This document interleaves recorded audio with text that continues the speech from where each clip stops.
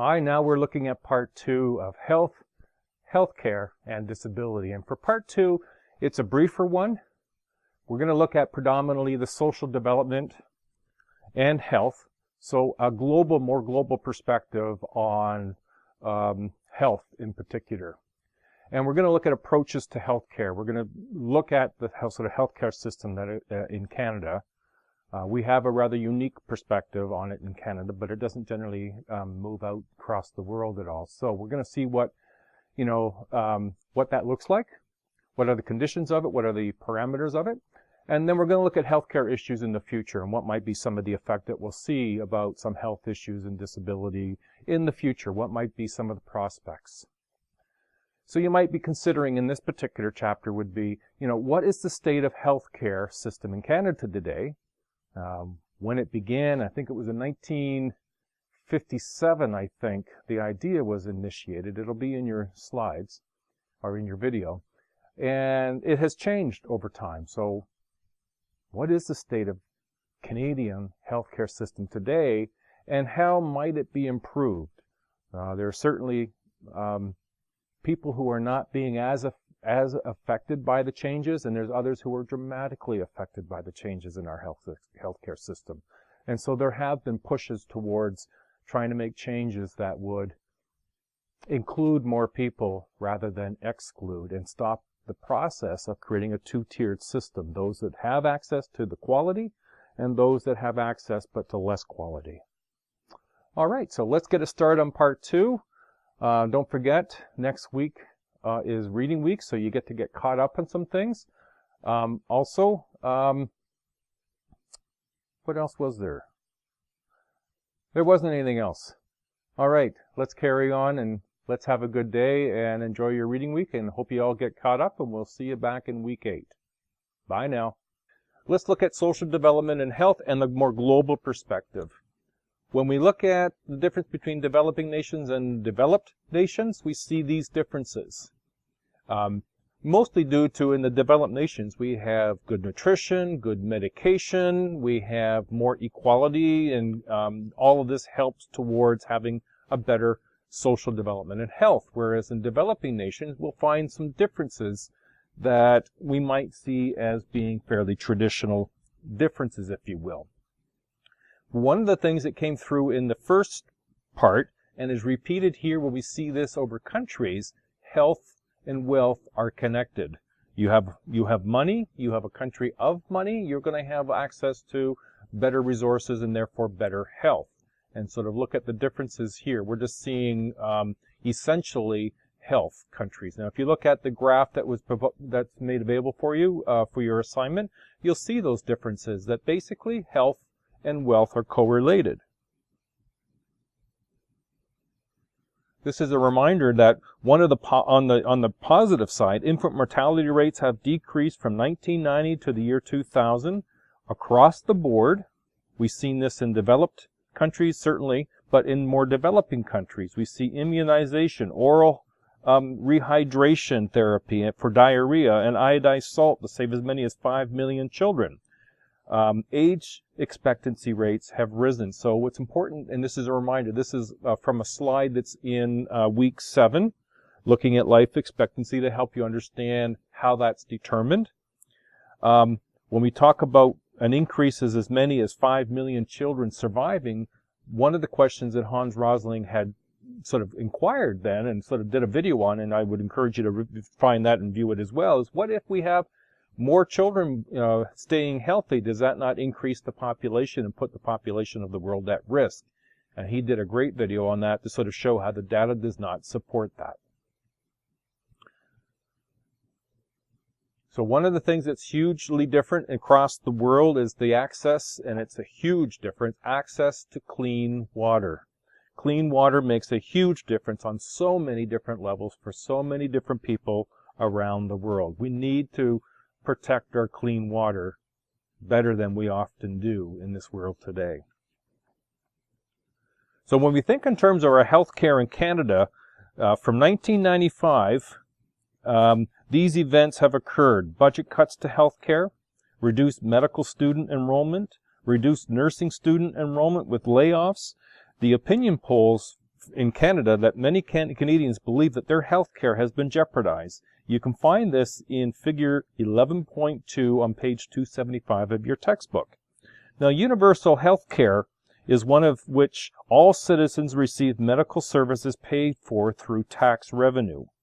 Now, this emerged from Premier Tommy Douglas from Saskatchewan in 1947 to cover hospital costs. That's Tommy Douglas there. In 1962, the program was extended to cover physician costs, not just hospital costs. By 1972, both programs were extended to all of Canada. Universal health care elements that provide that provinces must meet, and these are those 5 conditions right here: universality, comprehensiveness, accessibility, portability, and public administration. And so it's important in our healthcare in Canada as of 1972, this is something that all provinces were to adhere to. Well, there's a problem with the universal healthcare. There's been drastic cuts that have undermined the system.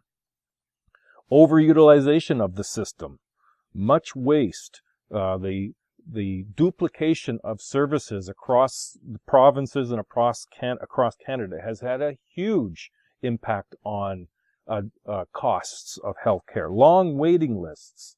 Some are advocating for private healthcare that would result in more of a 2-tier system. And a 2-tier system really just means that having the rich be able to afford one quality of care and the poor being able to afford another. The United States, for example, the only industrialized country which does not have a healthcare system that provides universal coverage for all of its citizens. And if you've been watching and listening to the U.S. Election and with Trump's presidency, you've noticed that this is a big issue in the United States around the reversing of Obamacare or the Affordable Care Act. And in fact, in the United States, 60% of the population doesn't know that those are the same thing. The Affordable Care Act and the Obamacare are exactly the same thing. They are the same thing. And so their coverage is about to take a big, huge dive. Most citizens in the United States have to pay for private coverage. About 15% of the population has no coverage whatsoever.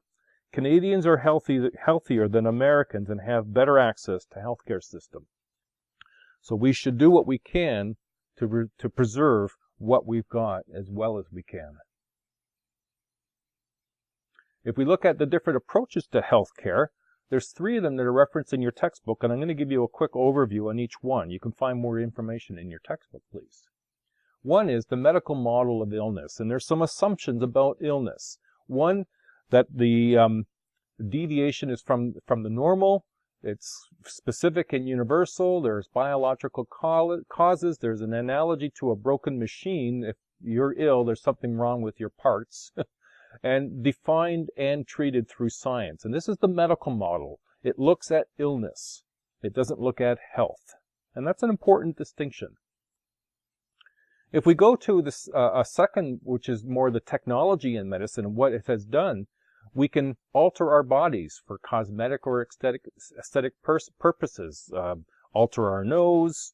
We can do so much cosmetic work, reducing fat, increasing fat, reducing breast size, increasing breast size.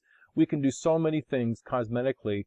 It begins to put into question who are we and what makes us who we are. The creation of cyborgs, part human, part machine. They started the thinking back when pacemakers and these are pieces that are put into our body to help our heart keep pace.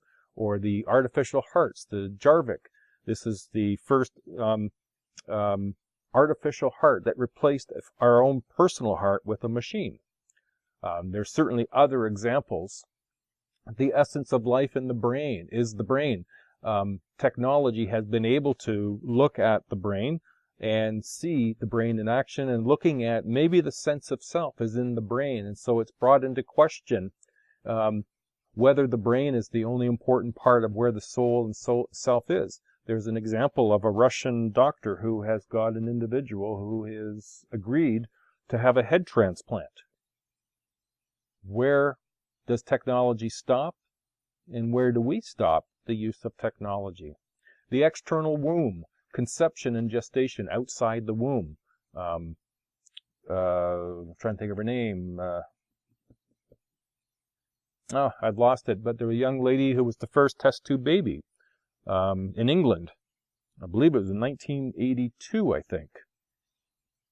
She has 2 children of her own, but she was born outside the womb, if you will. She was conceived outside the womb.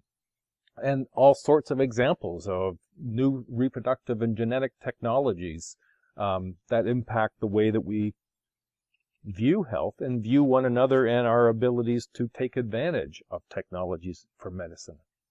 And then lastly, we can touch base and look at the alternative approach. And this is where we're starting to move in Canada a bit, is looking at some alternative means by which to reach out and help citizens, promote more preventative medicine, responsibilities to individuals and families, more community-based care, holistic, examples of using other professionals, social factors influencing.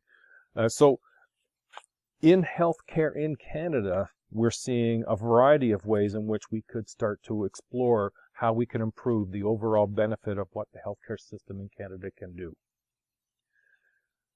Now lastly, but not leastly, we'll look at the future. Continued movement to prevention and community care. We're going to see more and more of that happen. As the population ages, there will be greater demand on the system, and we're seeing that beginning already. Need of the government to support move to community-based care, yet with burdens on caregivers by doing so. There's great pressure for privatizing the system and a continued presence of social factors causing illness. In a global perspective, we'll see renewed concerns for sexually transmitted diseases and HIV and AIDS. New concerns for SARS and mad cow disease and the growth of the avian influenza, an epidemic among domestic birds from Asia that may spread to humans. West Nile viruses. We'll see more issues regarding viruses than we've seen in the past. Okay, on that happy note, we're ending part 2 of health, healthcare, and disability. This is week 7. Next week is reading week, and then we'll see you all back in week 8. Enjoy your break and hope you all get caught up and are re-energized for the next half of the semester. Bye now.